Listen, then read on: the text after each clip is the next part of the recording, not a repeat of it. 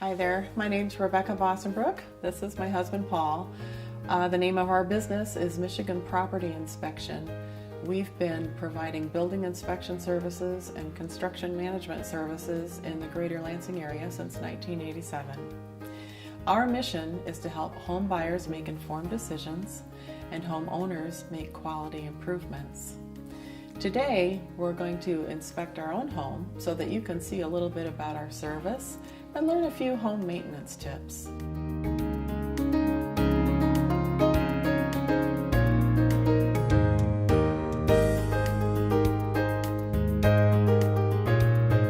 We're going to begin in the basement where many of the home's major components are located. Paul, we started with the furnace. Can you tell me again what kind of furnace that is? Well, it's a Carrier. It's a sealed combustion furnace. It draws air from the exterior and burns it up with natural gas and exhales it or exhausts it to the exterior in PVC pipes. It's a 95% efficient furnace. Sounds like we're in good shape. I think we are. I saw that you ran the carbon monoxide monitor. Do you find many furnaces that have levels of carbon monoxide in the breathing air? Occasionally I do, but there's something wrong with the heat exchanger, and I can usually point out the crack to the owner. I see. Is it important to have the furnace serviced every so often? Yeah, probably every 2 years. Get a licensed heating contractor out there to clean and service the furnace. So get a professional, don't try and do that yourself. I think so.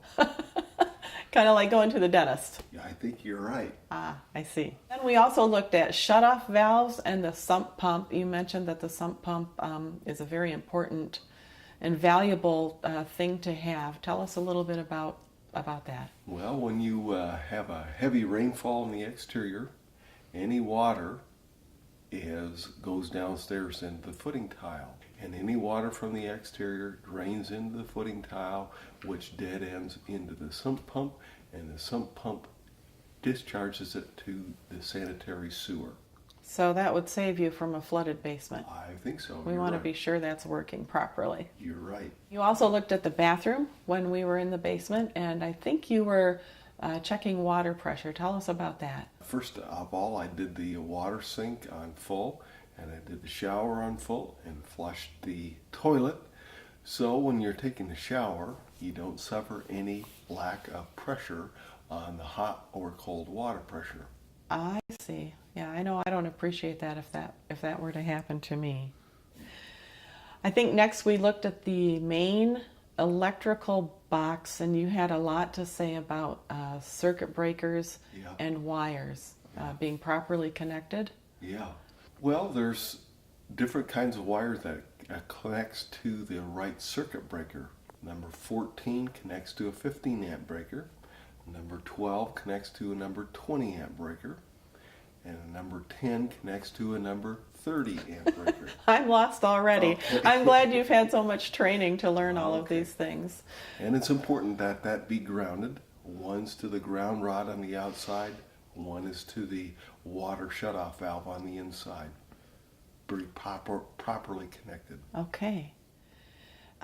We also began a radon test in the basement. Can you tell me how many homes in this area are likely to have high radon levels? Well, according to 23 years of inspecting radon in 3 counties around here, probably 1 in 8 have a high count of radon. Okay. 4 picocuries per liter of radon, that's a cutoff point.